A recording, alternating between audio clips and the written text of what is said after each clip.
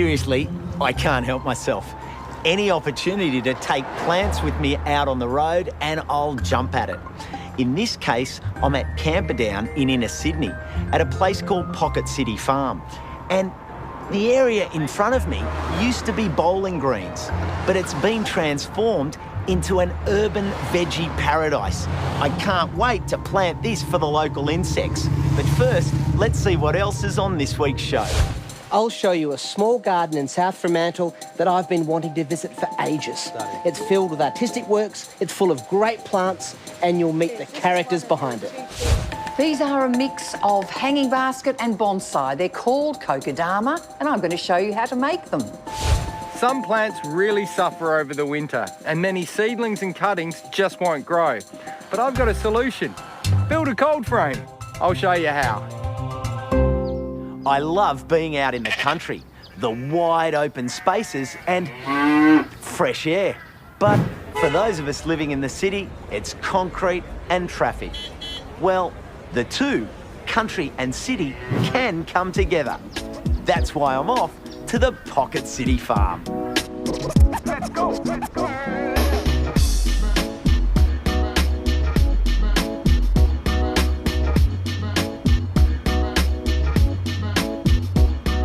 Pocket City Farm is located in Camperdown, just minutes from Sydney's CBD.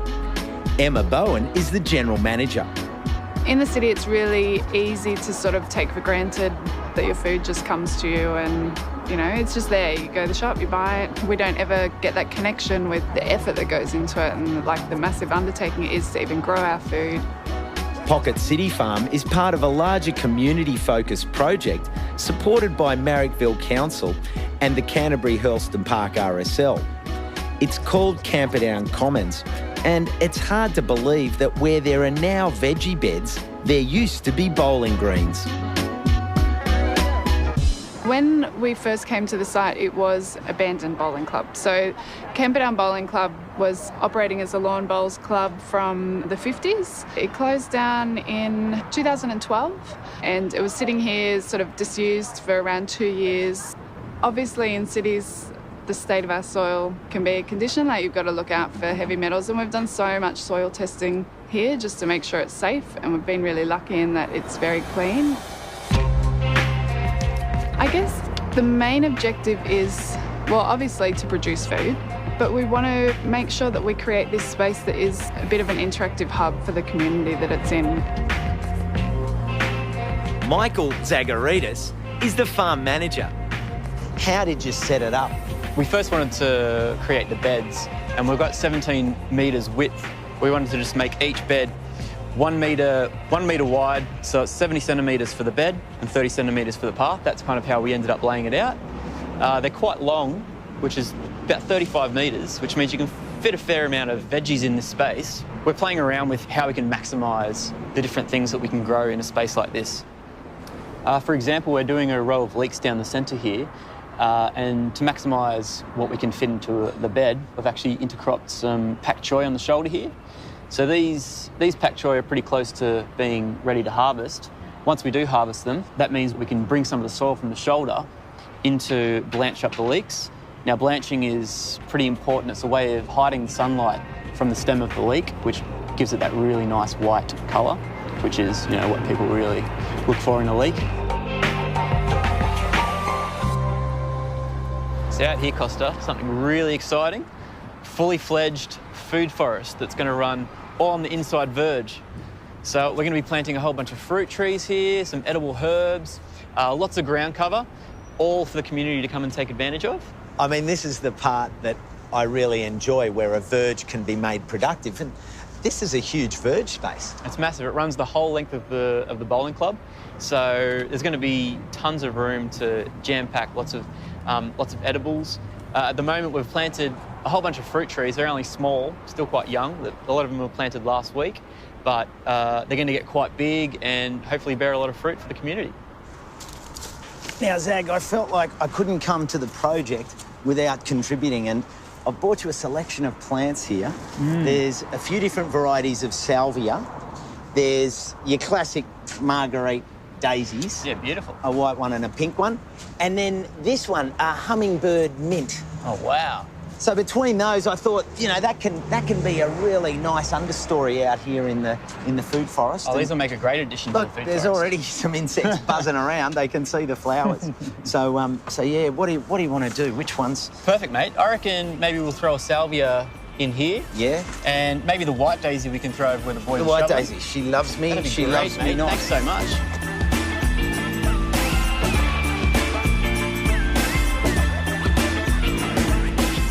This place is taking patch to plate seriously because there's also an on-site restaurant.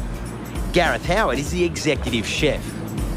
We've got a garden 20 metres from the kitchen and we've got guys looking after it and know what they're doing all the time, and they're going to be in constant communication with me, telling me what's coming out of the ground next week and next month and probably next year, and what they're planting in time for next year. And I've got the ability and the tools now to write my menus and to plan my menus for the future according to whatever's coming out of there, and that's an amazing place to be for a chef. In a busy place like this, there's always something that needs to be done. Can I get a hand planting these cocktails? Sure can. What have we got? And for the hard-working team here, this is just the beginning. Good. Does smell It good. creates all this green space. It increases biodiversity. It improves like mental and physical well-being. There's no downsides in our opinion. Yeah. This is the night. Yeah.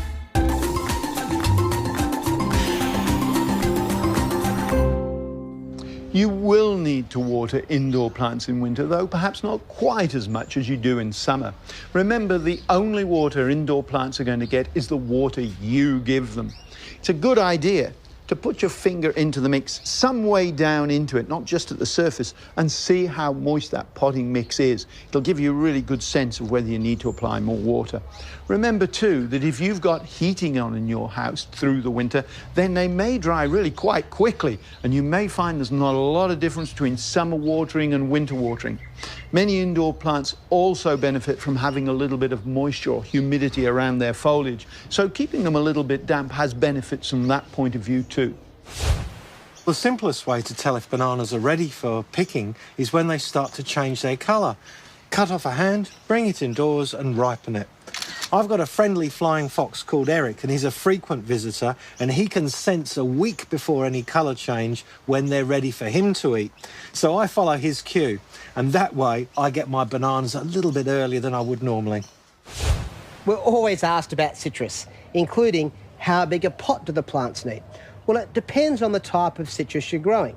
For example, this makrut lime, which I'm growing for its foliage, I'll keep it pruned at a maximum size of about 2 metres by about 1.2 metres wide. So for that, I like to use a pot that's a minimum of 70 litres in volume. And that's enough to ensure there's room for roots and enough soil volume to hold adequate moisture throughout the day, as well as it's big enough to be nice and stable so it won't blow over. For the smaller varieties, like a patio lime or a dwarf Meyer lemon, you can go for a smaller pot of about 40 to 50 litres, because they only grow about 1 metre by 1 metre. For the bigger citrus trees that are fully grown out, like a Eureka lemon or one of the orange varieties, you'll need a really big pot, a minimum of 100 litres in volume, perhaps even bigger.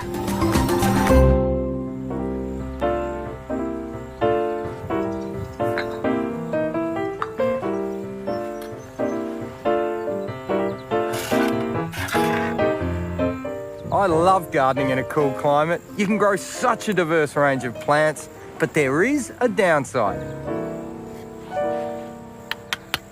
During the winter months, many plants like broccoli here really do well.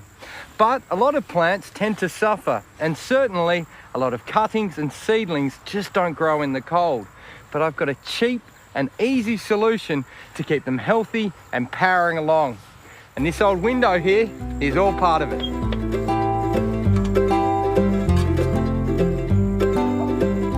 I'm making a cold frame, a small glass top box that traps heat and humidity, creating an environment conducive to plant growth.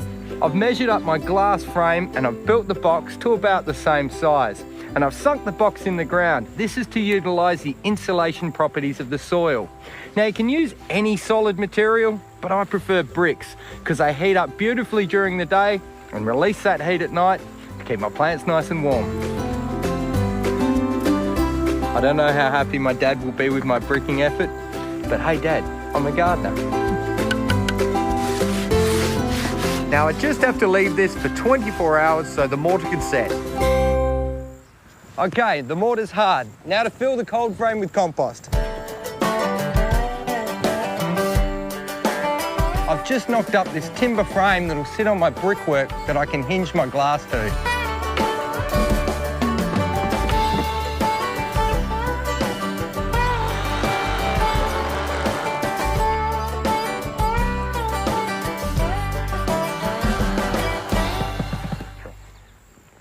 Well, that works rather well. Now I've positioned my cold frame as close to north as I can get. Also, I've angled the glass down. This will maximise the amount of sunlight it gets, certainly through the winter months when the sun is very low on the horizon. Now all I have to do is backfill around it. The first lucky plants to go into my cold frame are a couple of strawberries and a tray of tomato seeds that I've sown. Now this is just to give you an idea. You can build your cold frame in any size, shape or materials you like. I've chosen scrap materials and it's cost me the price of a bag of cement. There's certain plants and crops that you just can't get to grow outside in the garden in a cool climate over winter, like strawberries and tomatoes. But with a cold frame, it makes it possible.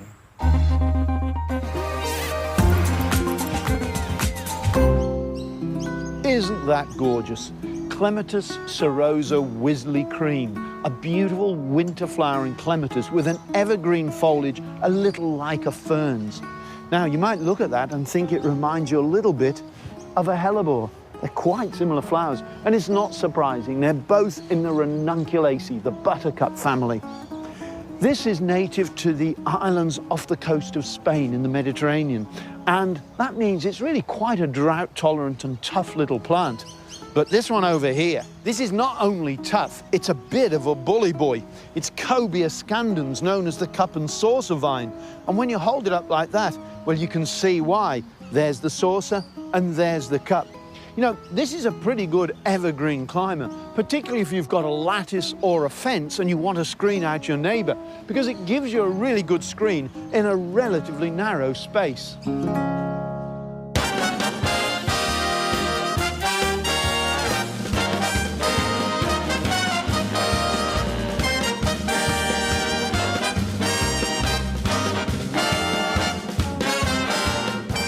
August in Queensland is really the start of spring. So when the Eka arrives, it's time to put in your first crop of corn. Remember, this is wind pollinated, so sow it in blocks, not in rows, and you'll get a better result. While the weather is warming up, it's still cool enough to sow a crop of radish and swede. So get those in this weekend, and you can be enjoying them in 6 to 8 weeks' time. Well, that's my garden. How about you, Jane? Well, that might be all right for you up there, Jerry, but down here in Melbourne, it is still mighty chilly, although the days are getting longer. Make the most of it, though. Get out and plant some snow peas or peas, give them a trellis to climb up or even a bunch of twigs, and that'll do just fine. And if you want to get ahead of the pack, plant some seeds into a seed tray of tomatoes or leeks, eggplant, even strawberries. Put them on a warm, protected, north-facing windowsill, keep them moist, and you'll be planting those out in about 6 to 8 weeks. Now, what about you, Costa? Snow peas are an absolute favourite, Jane, but in Sydney, I'm thinking more about citrus. Most varieties are absolutely laden with fruit at the moment, so it's a perfect time to give them a little bit of TLC. The first thing you can do is check for gall wasp and cut or prune out any of the lumps. By doing that, you'll make sure that the wasp's eggs don't hatch as the temperature warms up. Next, you can apply a good organic fertiliser to the drip line of the tree. Also, top up the mulch at that time. That way you'll keep the fine surface feeding roots cool and moist. And remember when you're mulching to keep the mulch away from the trunk of the tree. Now, get to it, because we all know that happy citrus means happy gardeners.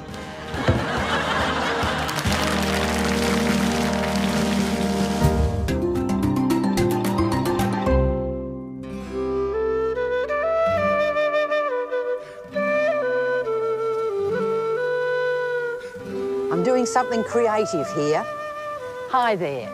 It's called kokedama and it's a Japanese idea. It's sort of a mixture of bonsai and hanging baskets and it looks really good. Perfect for small spaces like verandas or a patio or even suits a larger garden. It is a Japanese term and it means moss pot. There's the moss and that's forming a pot. Inside is the medium, you've got a plant growing out of it and then you hang them up. The moss is a perfect idea to make it look just compact and neat, but you can use hessian, which is a great idea, or even melaleuca bark. Paper bark works very well too. And you can see they're an organic way of growing a plant. So how do you go about making this kokedama? First, choose your plant, and this is a beauty because it's mondo grass, and out of a big clump like that, you really pull it apart and just get 2 or 3 little bits like that. Now, mondo grass is really good because it's tough and it can live in semi-shaded spots too. And I'm going to hang this in a fernery, so it'll be perfect. Trim off the roots because there was just too many. They were a little bit chaotic. And then dunk them into a dilute solution of seaweed just to get over that transplant stress and to encourage new root growth. Next, I'm mixing equal parts of bonsai mix and clay soil from the garden. The clay will help retain the moisture, and you use 3 cups of each. And then you add water till you get a nice sticky mix. It's just got to be sticky enough so that it all holds together.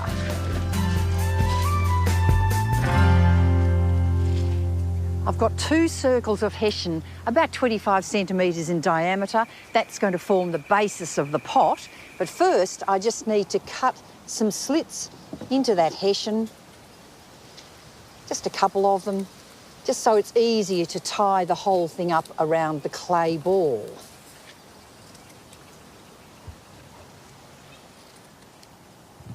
Next, I take that little bit of mondo grass and I get a great big wad of clay and wrap it around the roots. Just keep going till all of those roots are encased in this glorious sticky mud. Now the next bit is a little bit fiddly. Just put the ball of clay onto the hessian and wrap the hessian around, but clean hands first.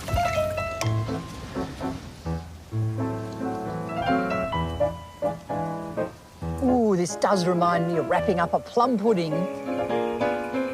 Right, once you've done that, you need to tie it up with some twine. You need a fairly lengthy bit of twine and double it over. That's going to be what you hang it from eventually. So keep that aside and just start tying it up all around, really quite tight. And when it's tight, just snip it off and then tie it up to the tail that you had before. Now give it a thorough soak. After a minute or so, it's ready to hang.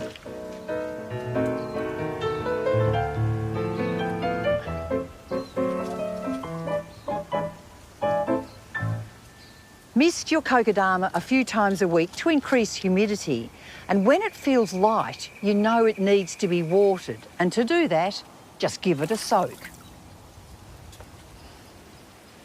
Because the kokedama are just like hanging baskets swinging in the wind, make sure you choose tough plants. That's why the mini mondo grass does work very well. Now these things are really flavour of the month. The kokedama are quite trendy and you can pay quite a bit for them. But if you make one yourself, you'll find they're quite cheap and you'll get a lot of fun out of it.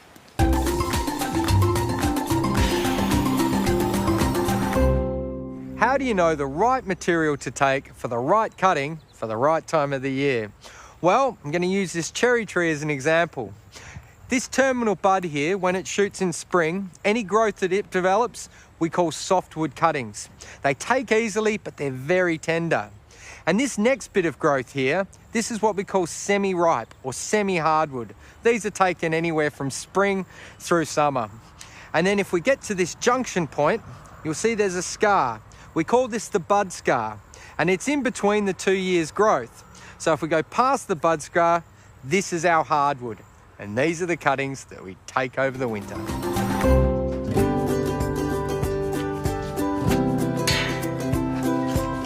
G'day, guys. G'day, Josh. How are you doing? Extremely well. Lovely All to the see you. better to finally come and see your beautiful Great to garden. see you. How are you, Jude? Lovely to see you. What a stunning front yard here. Richard and Jude Caldercutt have been together for more than 30 years. Richard is an artist and university lecturer, and Jude is a landscape designer and also lectures in horticulture. Together, their relationship is based on a shared sense of creativity. They also happen to be very dear family friends of ours. Seriously needs the other foot. It looks like it's limping. Now, I'm always intrigued when you've got people who are in a relationship building a beautiful garden like this. How do you deliberate on what gets done? I think compromise is a really good word here. We compromise. We do, and it's the only way forward. It and we've is, come to it is. realise that, and we're pretty happy about the way it goes. Their garden is divided up into a series of courtyard spaces, one larger and two smaller. This is the main courtyard. Fairly dominating Japanese pepper here. What's the story behind this one? It is. This is one of the 2 trees that were on the property, and it's probably not the tree of my choice. It held great potential for a tree hut for our son, who was 3.5. And that's the remnants up And there that's now. the remnants there now. And I love the seed around the base. Tell us about that. Well, because we just made that decision to keep the tree, and we did toss up whether or not we would. And once we exposed the trunk, it looked fantastic, major feature within the garden. So I said, well, this looks like we should negotiate this as the starting point. You've got a great collection of plants in the garden. Have you got any favourites? I do. I love the strong sculptural form of these strelitzias. This is quite a common one, the Strelitzia reginii, but my favourite would be the junca, which is less common. Oh, with the And narrow it's- leaf. It's flowering at the moment, Yeah. and it's very beautiful. It is gorgeous. Tougher, I believe, too. It's in this tougher one. and Yeah. narrower, so you can plant them in quite narrow spaces. good tip. Yeah. Any others? I love the hibiscus because this garden's very sort of dappled light. It's a beautiful one with that highlight of red flower against the green. It's a real compliment. It's gorgeous. It Lovely, is, strong it red is. flower. And how about you? Well, you know, when it comes to this part of the garden, I suppose the strength of what you see there is the pillars standing out, and that's framed by the frog gate that I created around that little space. We also wanted to make it feel like it completed this particular area. I think texture's really important to me in a garden as well. These agaves give a very strong textural form, same with the mother-in-law's tongues. And the tree aloe's a ripper. And the tree aloe, which I was told would only grow a metre. So there Well, you go. that's some dud advice there. I love this bed for the fact that it's really so low maintenance. It It is. requires virtually no water. No water. And yet it feeds the house from inside. This is what we wake up to every morning, that view just looking through. So. Now, that gate looks pretty familiar to me. Oh, look, I knew I could expect that you'd raise that issue, Josh. I think you've got the eye that would have picked it, the familiarity. That comes from of my that. parents' house. It does. And you've struck upon our connection. I mean, Ian is probably one of the finest My stepfather, of course, artist yeah. friends that we got. Yeah, exactly. And he was kind enough to actually give us the opportunity to put it into our garden. I when thought he I had finished dibs it. on that. I'm going to have a word with him. I tell you, mate, these doors.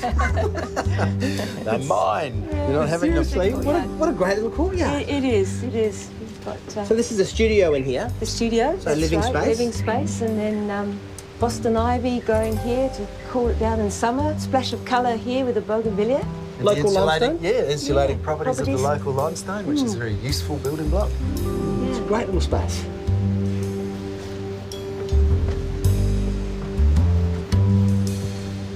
So, Josh, this is the third of the courtyards. Isn't that lovely?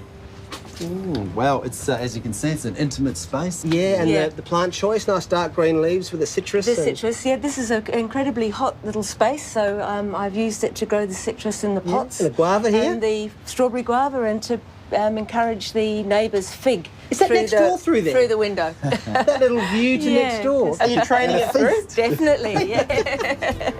Oh, that's great. What a top spot. Two very different people, one great garden. And there's still lots more that they want to achieve together. I think we recognise each other's strength, and honestly, Jude, everything she touches in the garden turns green, or it comes out with some beautiful bloom. I think together we work really, really well. Yeah, yeah.